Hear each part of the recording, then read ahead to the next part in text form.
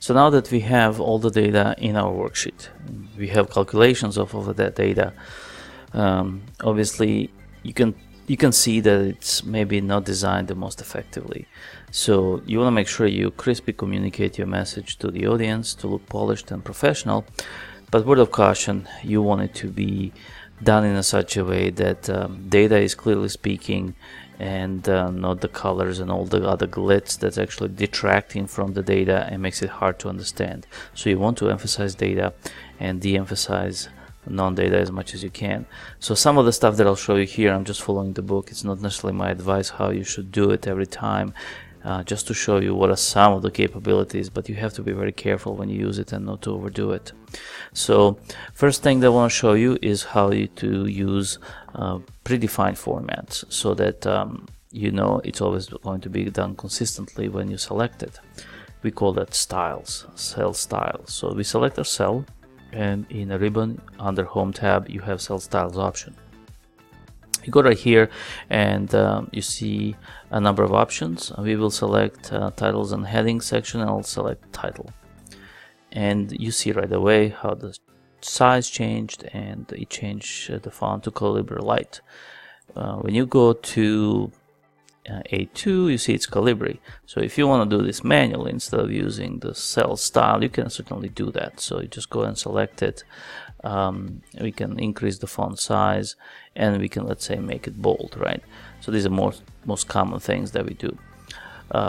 Let's say you like this, but you'd like to change the color for some reason. You can highlight the cells that are to be changed, and you go to the font color, and let's select Orange Accent 2, and here we are.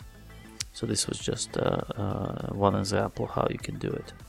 Also, maybe your preference is to center it and have the title in the center of your worksheet. So what you do in order to do that is, let's say you want the content in A1 to appear centrally somewhere here. What you do in that case, you select A1 where the data is housed, and then you highlight the range over which you want to center the text. And what you need to do first is actually merge all these cells to become essentially one cell, and then center the content of that one single cell. You do that by selecting Merge and Center, and that's it. Simple as done. There are many other ways you can do this that are a little bit more complicated, and you'll discover that as you kind of work with the tool. Let's do the same for monthly estimates. Simple as this, Merge and Center, and voila. It's pretty simple. Let's now do some formatting for our categories as well as the months. Let's select it, and I'll show you maybe how to do multiple selection. So I selected this range right here, right? And then I will select Control on my Windows machine, and then select a second range where I want the format to be the same. Let's say we want to select a certain cell style, and I will just do whatever the book has. So I'll select a heading 1. It's kind of big, but let's just go with it for that right now. And here we are. The book also wants you to select a special look and feel for the net values. Heading 2, accent 2, for example. And here we are. Also, to make it a little bit easier to read so that you can decipher which line everything is, you can do the shading and formatting of the background color of each cell. So let's say the first line we want wages to be style 20% accent 2, and then dividends we want to do that with the 40%, and I just realized I have a spelling error right here, so I will correct it. And then we want to do the same for the other ones. We can certainly do it manually, but I want to show you a trick. So if I highlight these two lines, and I know I like their style, so I just want to essentially use a format painter so that whatever the format is of these two, I want to apply it to a destination area.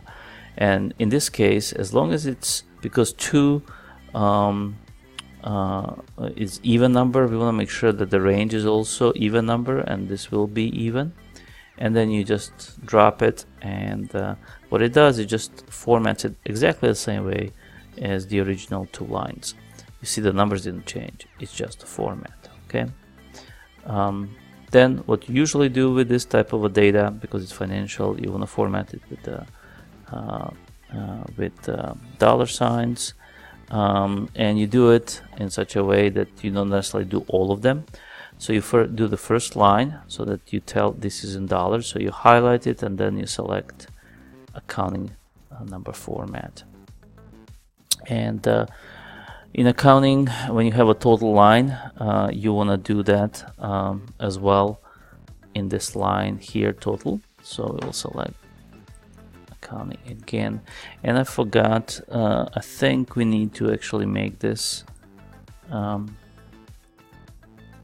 also to appear like this, like so. And so now we have this formatting done a little bit more correctly. And then we want to do the same for the rent. Highlight, select dollar, you go to total, select the dollar, and let's just use the format painter again here. And here we are. So it's getting a little bit better. We also do want to use accounting format but without dollars, the rest of the numbers, which we call that a comma style. So we will do that. Comma style, same here, comma style, and we also wanna actually use this as a dollar here because it's a master total, right? It's getting better. We probably have a little bit too much precision here. We don't need these 2 decimal places. So maybe if we highlight everything and then start removing these decimals, it is a little bit cleaner. We are getting there. Maybe what we want to do is make sure that we can see all the text. So we want to adjust the column width. You can do this manually by selecting this little line between the columns and then drag it, and when you do that it just manually changes. Or what we can do is select everything and then you just click one of these, they all adjust so that everything fits. So everything fits, but you know, obviously what you notice is that these months, they're different number of characters, and so the length doesn't work. So what I usually like to do is actually change this to just 3 letters, and then do this, and then copy it, I guess, and paste it, and now do the same. It's a bit cleaner. Every line is, you know, column is the same, and here we are. We created a formatting option for us. That's, let's say it's a little bit easier to read. To me, this is way too loud. I would clean it up a little bit, but I'm just following the book so that you guys can have everybody common experience and do it this way. And the last thing we want to do is now show you how to create some charts.